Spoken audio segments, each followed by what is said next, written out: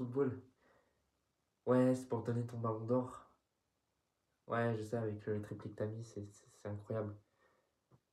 Ouais, c'est ouais, de fou. Allez, Kylian. À plus. Du coup, salut à tous, c'est Brutest. On se retrouve pour une nouvelle vidéo. Une nouvelle vidéo débrief du match entre le Real Madrid et Manchester City. Victoire 3-1 du Real Madrid.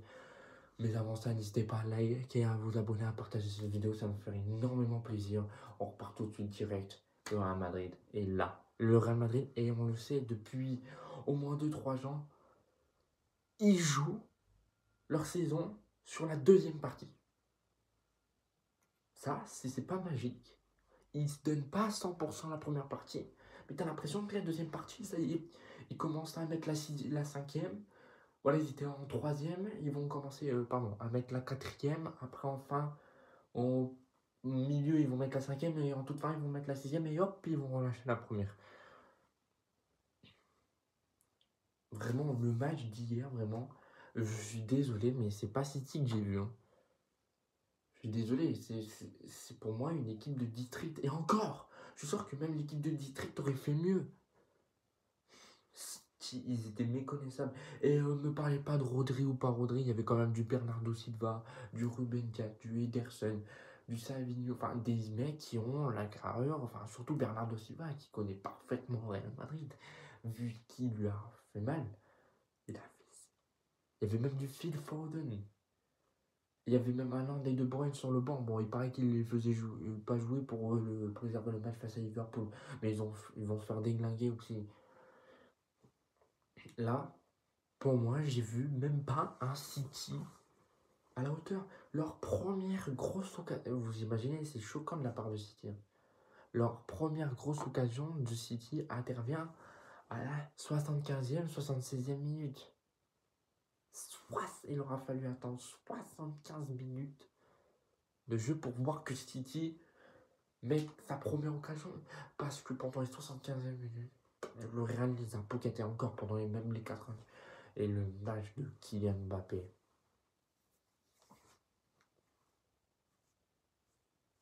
Je me couvre les yeux carrément. Triplé, voilà son premier, je crois que c'est son premier triplé face à ce Manchester City, voilà en Ligue des Champions qui permet de qualifier le Real Madrid. Moi, quand j'ai vu 2-0, je me suis dit, bon allez c'est bon, le Real va se qualifier. Tu peux pas, c'est très compliqué de battre le Real au Bernabéu en phase éliminatoire. Très compliqué. Mais le Real Madrid là, je les ai sentis enfin puissants. Parce que certes, City, ils n'ont pas vu le jour. Certes, City, c'est pas la meilleure équipe en ce moment, mais City, ils ont quand même pas vu le jour pendant je sais pas combien de minutes. C'est très rare de voir City faire ça. C'est très rare. Et City s'était fait dominer pour moi, c'est fait dominer sur les matchs aller-retour. Pour moi, le Real Madrid méritait totalement leur qualification. Et je savais qu'ils allaient passer parce que le Real Madrid là, c'est pas le meilleur Real Madrid. Mais en général, la deuxième partie de saison, en général, Carlo, il aime bien, comme je dis, passer la quatrième, la cinquième et ensuite la sixième. C'est ce qui s'est passé quand même avec la saison dernière. Et le Real Madrid là. En Liga, pour moi, je vois deux visages du Real Madrid. Celui en Liga où c'est moyen et celui en Ligue des Champions où c'est pour moi très bien. Pour moi, le Real Madrid en Liga et en Ligue des Champions, c'est différent, mais total. En Liga, c'est compliqué pour eux. Mais en Ligue des Champions, c'est compliqué, mais ils arrivent toujours à passer. Et pour moi, c'est pour ça que je préviens même Liverpool et le Barça, même si le Barça a mis 4-0, tout comme ça, que de faire attention au Real Madrid, parce que le Real Madrid aller à 2 en Ligue des Champions à domicile, c'est totalement différent. C'est totalement différent. Alors certes, ils ont perdu face à Milan AC à domicile, tatata. Oui, mais quand ils sont sur les phases match aller-retour en élimination, ça fait toute une différence. Et là, on l'a vu sur Real Madrid là, et je l'ai senti hyper puissant. Un quatuor qui a enfin fonctionné, Les quatre, ils ont fait un très bon match. Exceptionnel, et la défense. Et quand on vous disait que la défense, ça devait être Rudiger, Asensio, c'est pas pour rien. C'est pas pour rien. Et tu mets Valverde qui pour moi est bon de partout. Tu le mets sur le côté droit, c'est parfait. Pour moi, la composition là, elle ne doit plus changer. Elle ne doit plus changer. Mis à part peut-être mettre Kamavinga des fois à la place de Tchouaméni ou pas, peut-être. Mais elle ne doit pas changer. La défense, Rudiger, Asensio ne doit pas changer. Et quand on vous dit que Asensio c'est un monstre, on l'a vu encore, il faisait des tacles parfaits. Il a fait, pour moi, la passe vers Mbappé, elle est magnifique parce qu'elle est à peu près bien dosée pour qu'au moins ça arrive à peu près sur les pieds de Kylian. Et il aime bien. Moi, je trouve que ça fait quand même 2 fois qu'il le fait dans la saison, ce genre de transversal. Mais pour moi, Asensio, oh, il doit avoir 18. Bon, je trouve, c'est vrai qu'on trouve qu'il fait plus vieux. Mais il a 18 ans, 19 ans. Et pour les années futures du Real Madrid, ce sera incroyable. Là, Carlo, là, il doit en profiter. Il est jeune, il a de l'expérience, il est trop fort. T'es obligé de le mettre titulaire. Tu es obligé. Avec Rudiger, on l'a vu, ça marche bien. Ça marche bien. Et arrête de mettre Tchouaméni en défense. Arrête. Arrête. Parce que là, c'était parfait. J'ai vu un bloc très bien. Et Asensio, monstrueux. Monstrueux. Pour moi, fait partie des meilleurs défenseurs centrales au monde cette saison. Et c'est la vérité. C'est la vérité. Citez-moi un match où où il a sorti une mauvaise performance. Moi, j'en ai pas. J'en ai pas. Tout simplement, pour moi, Asensio, il ne doit pas bouger de cet effectif. Et pour moi, peut-être, mis à part aller chercher la saison prochaine un défenseur de secours, ce sera top parce que Asensio ne doit pas bouger. C'est bon. Et il faut aussi, regarde, parce que le Barça fait confiance à la Masia. Et regarde ce que ça fait. Bah alors le Real Madrid doit faire confiance à la Castilla. Le Real Madrid doit faire confiance à son centre de formation. Et regarde ce que ça donne. Il me semble que Asensio, je sais plus s'il vient. Asensio, Raúl Asensio, il vient du centre de formation et regarde.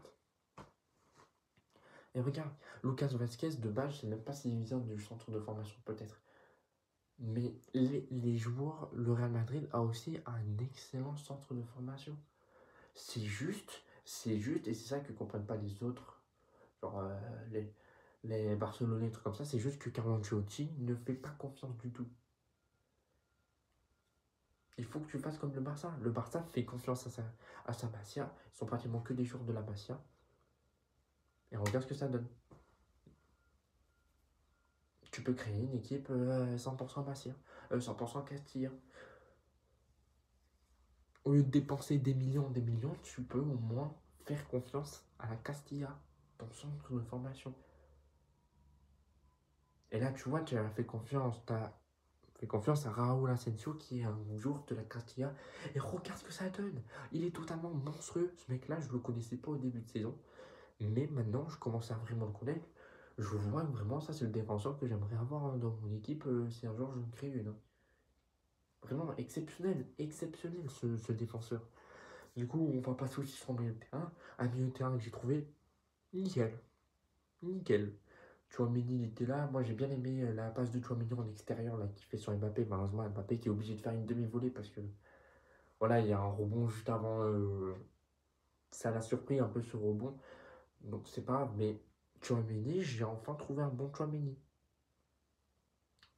Milieu de terrain défensif, Tchouaméni, il est bon.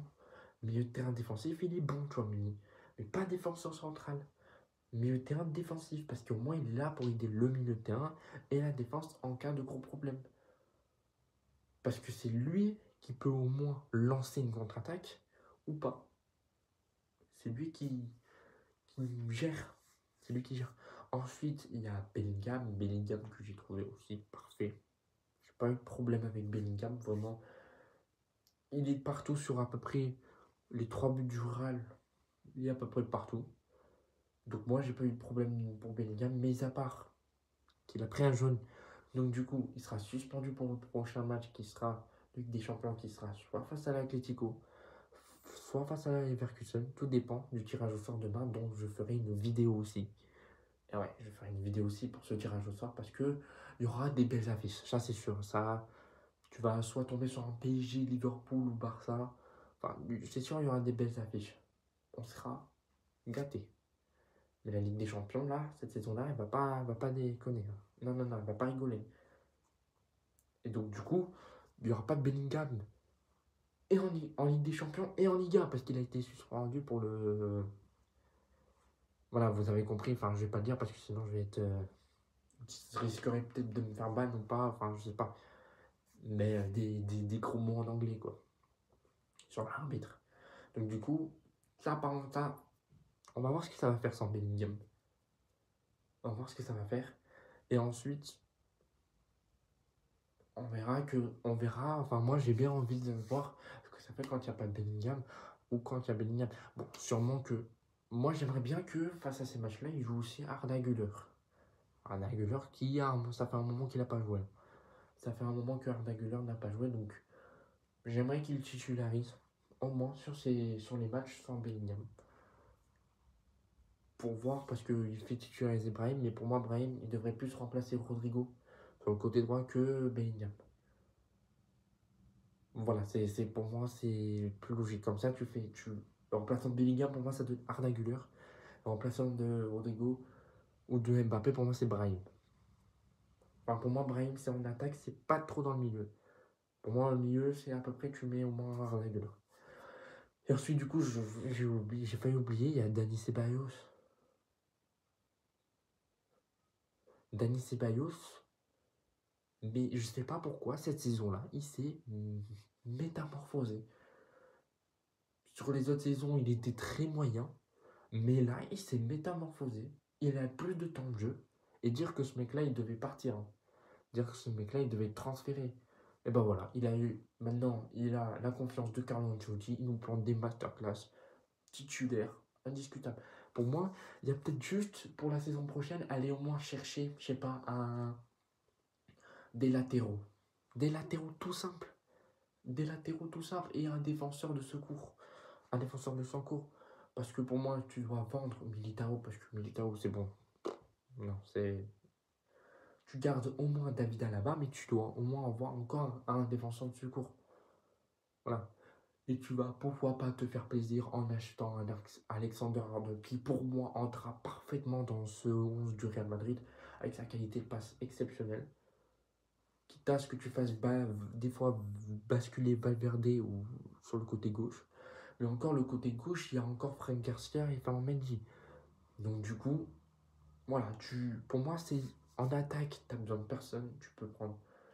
Pour moi, l'attaque, c'est bon, tu le laisses comme ça. Milieu de terrain, tu peux laisser comme ça. Et encore, on peut faire aussi. Encore, je dis, on peut aller chercher des joueurs, mais comme je vous l'ai dit, si Carlo Ancelotti veut bien, faire confiance à la Castilla, ça c'est sûr. Tu fais confiance à la Castilla, pour moi, tu peux avoir des excellents joueurs comme Raúl Asensio. Ça nous a fait, on pensait, nous, ce mec-là, il nous a quand même, moi je dis, un peu sauvé parce que le Real Madrid, il est dans la galère. Et hop là, tu fais jouer ce jeune de la Castilla, il te plante masterclass et finalement, c'est titulaire indiscutable avec l'équipe A. Voilà, pour moi, il faut faire confiance aussi au centre de formation. C'est ce que fait le Barça. C'est ce que fait le Barça et c'est ce que fait aussi d'autres clubs. Mais toi, le Real Madrid, la plus grande institution du monde, tu ne fais pas confiance à tes joueurs. Et quand tu fais confiance, regarde ce que ça donne. Là, Carlo, quand même, il faut que tu te mettes remettes en question. Parce que là, en plus, plus tu rentres dans les générations, plus, plus que, vu qu'il y a les jeunes qui se sont inspirés de Messi, Ronaldo, de Ramos et tout comme ça, mieux ils seront plus agiles, mieux ils seront forts. Et ça sera plus facile de les faire jouer en équipe A. Ouais, ça doit se passer comme ça. Ensuite, on passe à l'attaque. Vinicius, excellent. Très bon, Vinicius. Très très bon. Il n'a pas marqué, il n'a pas eu. Ouais, il n'a pas fait de passe d'aide, mais très très bon. Je sais qu'à la fin, Mbappé voulait le faire marquer. Oui, on l'a vu qu'il voulait marquer Vinicius. Il voulait au moins marquer son but. Mais c'est pas grave, c'est pas grave. C'est pas grave. Ce n'est pas grave. Le principe, c'est la victoire. C'est la victoire. Et c'est la qualification. Oui, c'est vrai que tu as envie d'être décisif dans la plus grande compétition d'Europe. Oui, c'est vrai. Mais des fois, t'as pas trop le choix de ne pas marquer. Enfin, des fois, tu te dis, bon, c'est pas grave. Mais Vinicius, il a été très bon. Il est l'auteur sur le deuxième but. Voilà, pour la passe à Rodrigo. Rodrigo qui a donné Mbappé. Mbappé qui fait crochet salvateur. Enfin, voilà. Pour moi, j'ai trouvé un très bon Vinicius. Et j'ai trouvé un Vinicius qui, voilà, ne tentait pas perso, un truc comme ça. Il joue avec l'équipe. Parce que moi, je trouve que souvent, Vinicius, il joue un peu trop perso et ça m'énerve un peu. Mais je le trouve très bon. Je le trouve très bon. Voilà. Ensuite, on passe au côté droit, Rodrigo. Mais vas-y, Rodrigo, il est trop important. Il y a un mec sur TikTok que j'ai vu, un commentaire sur TikTok qui disait que je sais plus c'est qui, je sais plus c'est qui, il disait qu'il, pour moi, il devait être acheté par le Real Madrid pour qu'il se fasse, pour qu'il remplace Rodrigo parce que Rodrigo il était pas important dans le Real Madrid, mais ça va pas ou quoi. Le mec, ça se voit qu'il regarde pas le Real Madrid, ça se voit qu'il regarde pas le Real Madrid. Donc Rodrigo, il est tout simplement monstrueux. Moi, pour moi, on le sous-estime trop, mais il est trop fort. Et pour moi, il fait partie des meilleurs attaquants droits du monde cette saison. Cette saison. Et je comprends pas pourquoi il n'a pas été nominé dans le top 30 du Ballon d'Or. Alors, il avait fait une saison exceptionnelle aussi la saison dernière. Je comprends pas. Et pour moi, c'est sûr que pour moi, cette saison-là, je dis pas, mais peut-être que la saison prochaine, il peut être Ballon d'Or. Je dis ça, je dis rien. Il est tout simplement exceptionnel. Il fait des top performances exceptionnelles. Il a été, je crois, double passeur, ou c'est sûr, il a été passeur sur un but d'Mbappé. Mais ouais, je crois, je sais plus. Non, je crois qu'il a dû juste être passeur sur le deuxième but d'Mbappé. Mais il a pondu un match exceptionnel. Le mec, tu le voyais, il faisait des retours défensifs. Il perdait la balle, il repartait direct à aller défendre. Et en plus, il l'a récupéré. Il a mené à des contre-attaques. Moi, j'ai trouvé ça exceptionnel. Exceptionnel. Et Rodrigo, pour moi, j'ai rien à lui reprocher. J'ai rien à lui reprocher, il est tout simplement exceptionnel. Tout simplement exceptionnel. Et du coup, on passe au dernier joueur, et c'est bien évidemment Monsieur Kylian Mbappé qui nous plante un triplé. Mais le match qu'il a fait, il, il est parti, vraiment, il a carrément mis, bah, il a tué City là. Là, il leur a mis une fessée totale. Son premier triplé, si je ne me trompe pas. Son premier triplé, en plus, il fait la célébration comme ça là quand tu mets le triplé. Mais exceptionnel son match, exceptionnel. Il est tout simplement trop fort. Et tu vois qu'Mbappé, et je le disais hein, au début de saison sur une des vidéos face au Barça, ou je crois un truc comme ça, je disais, pour Mbappé, c'est pas le problème du poste. C'est un manque de confiance. Et en plus, d'un côté, je comprends un peu parce que ça faisait un peu plus de 8 ans, 9 ans qu'il était resté dans le même pays, hein, la France. Hein. Je crois qu'il a dû faire 3 saisons avec Monaco et 7 avec le Paris Saint-Germain. Donc, tu t'étonnes un peu qu'il faut un peu de temps d'adaptation au Real Madrid. Et regardez. Parce que le Real Madrid, c'est pas le Paris Saint-Germain ni Monaco, c'est très différent. C'est pour ça. Et moi, je comprenais un peu, même si j'étais un peu énervé avec ses mauvaises prestations. Mais tu vois que c'était pour moi un manque de confiance. Et regarde, il a pris la confiance. Il a pris la confiance et maintenant, ça fait très mal. Et maintenant, ça va devenir une pièce maîtresse du Real Madrid. Et à tout moment, il peut remporter le Ballon d'Or la saison prochaine. À tout moment. Hein. Parce que ses stats, je crois, cette saison-là, je crois c'est 23 buts et 5 passes D. Et il peut les augmenter encore. Parce que là, on est à la moitié de la saison, il peut encore les augmenter. Ces stats. Hein. On est en février, il peut les augmenter encore. Hein. Moi, j'aimerais bien qu'il augmente aussi un peu son taux de passes décisives. Parce que 5 passes décisives, c'est. Voilà, c'est un peu chaud. Mais 20 buts, 23 buts, en comptant ce triplé. C'est parfait. C'est parfait. Moi, c'est bon. J'ai plus rien à dire sur Kylian Mbappé. Il est tout simplement trop fort. Tu vois que dans ses prises de balles, il joue sur sa vitesse, mais ça, c'est sa grande qualité. Ça. Et il est très dangereux. Il est très dangereux. Et en plus, les 3 buts qu'il met, pour moi, les 3 buts, ils sont magnifiques. Les 3 buts qu'il met sont magnifiques. Le premier, il te met un piqué sur Ederson. Ederson qui fait une sortie totalement ratée. Moi, je vous le dis, Ederson, c'est bon, c'est plus un top gardien. Ça a été auparavant, mais maintenant, ce n'est plus. Hein. Ce n'est plus. Hein. comprends pas pourquoi d'ailleurs il a encore une bonne note sur FC25. Je comprends pas pourquoi. Parce que FC25 ils sont trop sympas avec Alisson et Henderson. Pour moi, c'est pas les deux meilleurs gardiens du monde en ce moment. Ça l'a été pendant un moment, mais maintenant c'est plus. Hein. C'est plus. Non. Mais en plus, du coup, le premier but, petit piqué, magnifique, il n'y a rien à dire. Le second, une passe de Rodrigo en plus qui fait un petit pont sur Kuzanov, il te met un crochet salvateur. Il te met une frappe et après il vient de dire, et après il vient faire ça pour dire waouh, t'es parti comme un malade, mon gars. Enfin, sur le premier, il avait refait cette célébration, comme on se rappelle, quand son but était en jeu face au Barça. Et ensuite, le troisième, troisième, roulette, passement de jambe, frappe pied gauche, magnifique en plus la frappe parce que Henderson ne peut rien faire. Ça rase son gant, ça rentre, petit filet. Mbappé, c'est bon. C'était juste un manque de confiance et ça, je le savais. Ça, je le savais. Et tous ceux qui ont dit, et tous ceux qui sont descendus de ce fameux train en disant, ouais, non, Mbappé, c'est bon, ça devient n'importe quoi. Vinicius est plus fort que lui. Mbappé, c'est sûr, ce sera un flop pour Real Madrid. Mbappé ne sera pas un flop pour Real Madrid. Et ça, je le savais. Parce que Mbappé, c'est un joueur exceptionnel. Tu lui donnes la confiance, tu le mets dans les bonnes, dans les bonnes oppositions, enfin, je sais pas, en bonne confiance. C'est bon, c'est parti. C'est parti. Et moi, je suis pressé de revoir Mbappé en équipe de France. Parce que ça fait quand même à peu près, je sais pas, pratiquement 8 9 mois qu'on l'a pas vu en équipe de France. Au dernier rassemblement de l'équipe de France, il n'y était pas. Il n'y était pas. Et là, maintenant, en mars, je crois le prochain rassemblement en équipe de France, c'est en mars. Et je crois que ça doit être pour les qualifications de la Coupe du Monde 2026. Sûrement. Et ben, moi, j'ai très hâte. En plus, avec à peu près une nouvelle équipe de France. Et en plus, j'espère que Didier Deschamps va quand même prendre des joueurs qui font une saison exceptionnelle en équipe de France.